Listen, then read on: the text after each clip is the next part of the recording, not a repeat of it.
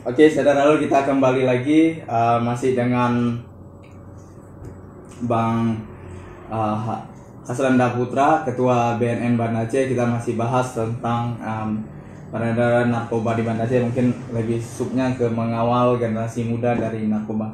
Bang Hasranda, jadi kita tadi katanya bahwa ekstasi itu memang sangat kecil lah. Itu menjadi pembeda di Aceh ketimbang provinsi lain ya. Jadi ini ada dampak dari syariat Islam mungkin ya. Jadi memang di tempat lain kan itu paling sering ketika dirazia selain sabu ekstasi. Justru di tempat orang ganja agak jarang ya.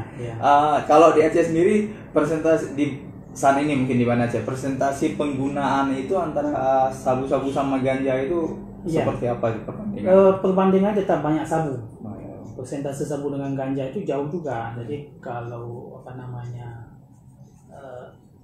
kalau di beberapa tempat di Aceh memang ganja yang dipakai. Tapi kalau di Banda Aceh itu tetap lebih banyak orang yang menyalahgunakan. Karena yang ganja ini kan hampir susah kita deteksi. Kemudian ganja itu dia berbeda jauh. Satu mobil 1 ton ganja yang ada di mobil itu nggak sebanding dengan 1 kilo sabu yang disembunyikan. Harganya jauh lebih mahal harga sabu. Harganya betul. Kalau ganja 1 mobil itu nggak sampai 1 miliar. Tapi kalau sabu 1 tas kecil dalam tas perempuan yang dijinjing aja udah 1 miliar. Makanya karena itulah kita kemudian mengajak juga para saudara-saudara kita yang menanam ganja di Yang Toba, di Birun, di Yaluwes untuk berhenti. Karena mereka itu dimanfaatkan. Penanam ganja itu tidak ada untungnya. Justru dia berhadapan dengan hukum dan sebagainya. Tapi memang secara nasional mungkin saya juga sampaikan memang lebih banyak. Sekarang masih lebih banyak pemakai ganja. Secara nasional. Masih. Tapi kalau di Aceh lebih kalau di kota Banda Aceh ini memang banyak sabu, tapi di daerah-daerah kita tetap banyak. Karena kan ganja mungkin mudah dan susah terdeteksi mungkin kalau seperti karena mungkin istilahnya jalur masuknya dari dalam. Dari dalam. Jadi agak lebih susah mungkin. Kalau sabu dari luar ya. Jadi dan barangnya pun susah. Makanya karena barang susah di Banda Aceh sebenarnya dioplos ya. Di penelitian nasional mungkin saya sampaikan tetap tertinggi di ganja, kedua sabu, ketiga ekstasi. Dan alhamdulillah di tempat kita karena penerapan syariat Islam itu berkurang memang. Tapi kalau banyak diskotik itu kan rawan sekali. Tinggal kita sekarang kita sebenarnya kalau masyarakat semua kompak, warga kompak paling mudah di Aceh. Karena semuanya itu kan kontrol kampung. Nah, kampung kita berharap juga partisipasi. Kalau menemukan adik-adik kita, sekarang juga ada jenis narkoba yang dipakai adik kita ngelem, itu nggak dijual. Maksudnya yang dijual lemnya. Tapi dia menggunakan itu penyalahgunaan lem juga. Dia malah lem itu bahaya setara sabu. Adik kita bayangkan yang SD pakai lem itu kebanyakan bermula dari penggunaan narkoba ya. Tapi saya kalau ini mohon maaf juga buat perokok ya. Sebenarnya gerbang narkoba itu rokok adalah gerbang narkoba. Jadi saya bukan menyampaikan bahwa merokok itu saya akan enggak. Tapi saya ingin mengatakan adik-adik kita yang mencoba sabu, mencoba ganja sebagainya semua berasal dari perokok. Anak-anak merokok sekolah. Jadi jarang kita temukan adik-adik kita yang anak merokok tiba-tiba dia sudah jarang kita temukan. Jadi makanya buat keluarga jangan merokok di depan anak, jangan merokok di depan adik-adik. Kalau merokok menjauh lah. Kemudian juga saya melihat kondisi Bang Hasranda fakta kan. Kadang-kadang ada juga orang ketika kuliah ketika itu tidak terlibat narkoba. Kemudian ketika mulai bekerja, karir bagus, itu langsung terlibat narkoba. Itu sebenarnya kalau kita lihat itu lebih ke tuntutan gaya hidup biar keren atau memang karena sudah finansialnya sudah kuat itu saudara. Betul. Itu banyak kasus seperti itu. Banyak ada. Ketika muda tidak sangat bersih, tapi ketika sudah ikhlas sudah beruang lah, sudah sukses. Jadi istilahnya begini, kalau kita melihat itu lebih karena fondasi awal di dia. Jadi karakter yang tertanam di kampung atau ketika dia belum dapat apa-apa mungkin tidak kuat. Jadi ketika dia pas mendapatkan kesempatan, ada gaji, ada jabatan, dia sudah lupa diri. Kemudian karena pengaruh perkawanan ini. Karena dulu memang ada istilah orang yang pakai sabu itu kan keren, kan hebat. Padahal itu salah total ya. Jadi karena dia pakai itu kemudian hancur semuanya.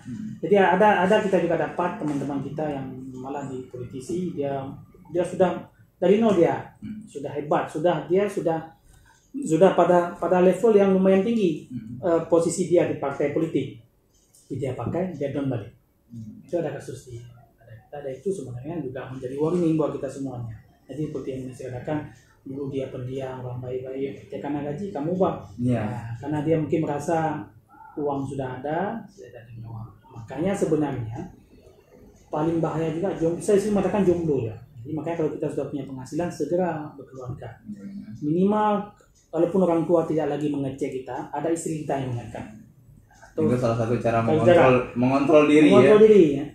Karena dia kalau tidak punya tanggungan, dia itulah paling banyak terjerumus orang yang tidak punya tanggungan. Jadi merasa dia tidak ada uang istri. Karena kalau udah gaji pasti uang berlebih ya. Berlebih ya. Konsumsi masyarakat kita masyarakat konsumtif, napeng habis aja kan. Tapi kalau kita sudah punya keluarga, anak sudah tumbuh besar, pasti akan mikir juga. Mikir bagaimana anak saya, bagaimana istri saya. Jadi itu sebenarnya mencoba mencari jati diri, tapi dengan cara yang salah, keliru ya. Dan itu sebenarnya hanya menghancurkan kita. Dan faktanya banyak karir yang hancur ya. Apalagi sekarang hukuman untuk pengguna sabu hampir semua pecat ya. Pecat. Itu yang paling beresiko sebenarnya. Sekarang sudah diterapkan di Polri, TNI dan PNS juga. Iya, juga ya. Malah kita one week yang lalu kita juga cek urin di salah satu perusahaan tol Cipance. Banyak juga ditemukan hal yang demikian. Mereka juga diberhentikan. Kan kasihan juga. Jadi kasihan ya. Dia bekerja tol, mungkin istri menunggu penghasilan untuk keluarganya. Diberhentikan, ya, dia memakai sabu. Orang pakai sabu di beberapa proyek yang kita cek itu banyak kecelakaan mobil. Kecelakaan mobil paling banyak ditemukan di beberapa sub proyek tol itu yang kemudian kita tes urin ternyata dia pakai. Nah, bila perusahaan cepat dia diberhentikan ya, tapi kalau masih tataran masih bisa kita diberikan asesmen. Yang bahaya sekali itu sangat merusak, menghancurkan keluarga dan sebagainya. Jadi memang itu salah satu resiko paling berat itu, selain mungkin kalau dihukum 5 tahun sudah selesai, tapi ketika ini kan kasihan ya. Karir sedang bagus-bagus itu memang cukup, misalnya tidak hanya mengorbankan diri sendiri, tapi ada keluarga yang kemudian terantar seperti itu. Dan mungkin jadi juga warning ke kita semua ya. Bapak Ibu bisa cek, saudara kalian bisa cek semua. Itu bandar kurir bisa dikatakan 99% nggak pakai dia. Padahal barang nama dia. Dia punya barang asing nggak pakai. Kenapa? Karena dia tahu bahayanya. Jadi bisa dicek saudara sekalian, manapun yang mendengar ini, bandar terbesar, kurir terbesar, coba cek. Dia pasti negatif. Kayak itu berbahaya, dia sudah tahu bahaya, kamu tidak pakai. Inilah kita inilah yang dirusak oleh para bandar dan kurir yang kita sedihkan, ternyata banyak orang kita yang terlibat. Dan banyak yang sedang menunggu vonis eksekusi mati. Bang Hasnanda, kita dengan banyaknya pengguna sabu ini yang sudah menyasar berbagai kalangan, kita di BNN Banda Aceh seperti apa sih kita lakukan pencegahan ini? Kita yang kita lakukan pencegahan atau penindakan gitu. Ya, kita di BNN sama saja, BNN Aceh dari manapun kita ada pencegahan, pemberdayaan dan ada penindakan. Kalau penindakan kalau di kita ini ada namanya seksi berantas. Bagi kita itu kalau di BNN itu adalah jalan terakhir untuk menuntaskan persoalan ini. Yang paling utama kita lakukan tetap pencegahan, pemberdayaan. Maka kita juga ada juga melatih life skill, melatih ibu-ibu, melatih adik-adik generasi muda untuk pelatihan atau PAC. Ada berbagai kegiatan kita lakukan di BNN. Jadi BNN ini tidak hanya menindak, tapi juga memberdayakan dan mencegah. Kalau pencegahan kita juga menggandeng beberapa misalnya dengan MPU Banda Aceh. Kita sudah pernah surati juga meminta agar semua dai yang khutbah itu juga dalam beberapa momen juga mengisi khutbah tentang bahaya narkoba. Karena yang paling didengar di masyarakat kan dai itu para tengku-tengku. Dengan dalil-dalil agama yang beliau sampaikan, harapan kita itu bisa memutus mata rantai. Karena sebenarnya MUI itu sudah memutuskan bahwa hukuman mati itu sah buat pemakai dan pengguna narkoba. Tinggal tunggu buku ini. Kemudian kita lakukan juga dengan beberapa instansi lain untuk menjaga. Ini kan sekarang sudah ada Impres nomor 22 tahun 2020 yang diminta semua kementerian lembaga dan daerah untuk tes urin. Maka kita juga sedang menggagas Bung Nasir, kalau insya Allah jadi dalam tahun ini kita juga tes urin buat pejabat, pegawai di pemerintah Kota Banda Aceh. Ini kita sampaikan apa, tapi kapan kita tes enggak kita sampaikan. Oh, berarti kita akan ada tes urin. Akan ada insya Allah ada. Kapan kita lakukan, bagaimana metode itu tetap rahasia. Tidak akan diketahui oleh siapapun. Ya, itu semacam sidak nanti ya. Sidak kita lakukan. Jadi karena ketika tes urin dia ya berapa minggu kemudian langsung terdeteksi ya. Dia biasa berapa lama tuh Bang? Tergantung barang yang dia pakai. Kalau barang yang dia pakai barang asli, dia bisa bertahan sampai 2 minggu masih terlihat. Tapi kalau barang-barang yang seperti katakannya oplosan, yang sebenarnya sudah sangat super oplosan, 1 sampai 3 hari pun udah hilang ya. 2 hari sudah hilang memang, karena memang bukan sabu dia pakai, oplosan. Ya, kan? Tapi kita punya metode kita punya metode bagaimana kita bisa langsung sidak di tepat di hari yang itu yang dia tidak bisa lari. Dan Pak Wali Kota juga dengan dokumen Pak DPK sudah sepakat aparatur sipil negara yang ada di Kota Banda Aceh itu wajib bersih narkoba. Kalau tidak bersih, kita tetap kembalikan keputusan kepada Pak Wali. Jadi ini menindak jadi ini kita dalam waktu dekat memang tidak akan dikasih tahu waktu kapan dan kita akan langsung sasar nanti semacam sidak lah berarti. Sidak, iya. Jadi kalau kedapatan ya itu juga PNS terancam ya. Betul. Dan itu kan kita serahkan kembali ke perusahaan pada Pak pimpinan ya. Seperti apa kebijakan ya. Yang penting kita BNN itu menjaga komitmen Pak Wali Kota. Beliau ingin kota ini bersih. Tapi dimulai dari aparatur. Sama saja kalau kita terus hanya kampanye warga, sementara aparatur kita itu bermasalah. Dan itu komitmen Pak Wali kita jaga betul. Beliau sangat ingin bersih narkoba di Kota Banda Aceh. Itu mulai melakukan rencananya tahun ini teman-teman. Tahun ini. Waktu dekat. Tapi waktunya nih ya. Jadi ya, tunggu aja nanti BNN ke kantor ya. Betul. Dan itu langsung Banda Aceh. Kita sudah pengalaman kalau untuk tes urin dadakan Banda Aceh itu ke POM saja sudah kita lakukan. Ke TNI sudah masuk kita, ke Kejaksaan sudah masuk, semua kita masuk. Insya Allah kita sudah punya tim kita sangat kuat sekali, dokter kita punya, dan nanti hasilnya pun bisa dilihat di jam yang sama. Tidak ada istilah bagi kita tes urin itu besok hasilnya nggak ada. Tes urin itu hasilnya di jam itu dan terbuka, tidak ada yang kita tutupi. Kalau salah atau benar kita serahkan kepada pimpinan. Asesmen tak jalan. Orang yang memakai itu sebenarnya kan korban penyalahguna. Tugas kita asesmen dia, mengarahkan dia, tapi keputusan tetap kepada pimpinan instansinya. Jadi itu salah satu ya ini memang sebuah ini ya peringatan juga. Warning kepada pengguna bahwa ya ketika BNN ini bisa datang kapan saja ke instansinya dan ketika ketahuan positif ya pimpinan yang mengambil. Saat ini sudah ada bisa semacam ini hukumnya bahwa sanksinya PNS itu dipecat ya ketika itu memang kembali juga ke kementerian sendiri ya, karena kan pembinaan pegawai di daerah kan juga wali kota, Pak Sekda.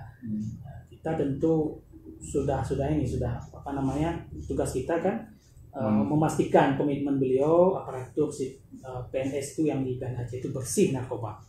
Makanya juga harus saudara dulu mungkin yang di kementerian ini kita berharaplah kepada aparatur sipil negara, jadi teladan dulu kita. Kalau kita nggak teladan, warga juga mungkin cuek ya melihat kondisi kita. Dan kita jangan main, kalau di BNN ini kami kalau kedapatan ada di antara staff kami itu langsung pecat. Kalau BNN ini jangan main kita, malah kan cari pasal untuk memberatkan hukuman kalau aparatur kami. Tapi kalau aparatur di luar BNN kita serahkan kepada pimpinannya masing-masing. Karena tidak mungkin kita membersihkan kota, membersihkan Aceh, membersihkan Indonesia kalau aparatur bermasalah. Di BNN sendiri ketika Bang datang ke instansi kemudian melakukan tes urin itu selalu pasti kedapatan positif. Kalau ada itu berapa persen biasanya? Selalu ada yang betul ada yang positif, ada juga yang tidak kan, tapi persentasenya kecil memang di bawah 10%. Ya, tapi selalu itu ada biasanya. Ada. Dan di beberapa instansi yang pernah kita tes urin di Banda Aceh baik vertikal, namanya vertikal ya. Itu ada juga yang positif, tapi kita asesmen juga. Asesmen begini, kita asesmen, kita konsultasi, kita dampingi dia. Memang kita beri kesempatan kedua lah ke dia. karena kalau langsung diambil tindakan kasihan juga. Tapi kita kan punya mekanisme, punya SOP. Seseorang yang dia sudah pakai berapa lama itu kita punya semua. Jadi yang sudah berapa lama memang betul-betul pecandu, yang akan serahkan dulu surat Pak Pimpinan. Tapi yang memang dia baru coba pakai, kita telusuri kenapa dia pakai, sejak kapan, berapa lama. Ada pendekatan-pendekatan yang mungkin bisa kita selesaikan dengan Pak Pimpinan. Tapi dia memang kalau buat aparatur sipil negara yang PNS yang punya NIP katakanlah, itu kalau dia pakai itu ada pengkhianatan juga pada negara. Dia menerima gaji dari negara, dia mendapatkan penghasilan negara, memakai fasilitas negara, tapi dia pakai itu pengkhianatan. Dan itu saya yakin pimpinan tidak akan. Maaf ya. Dan itu juga warning ya. Jadi dengan memakai itu anggap saja setengah kaki itu ada di luar ya. Ya. Saya sudah keluar dari PNS ya. Jadi menunggu waktunya saja. Ya. Ya.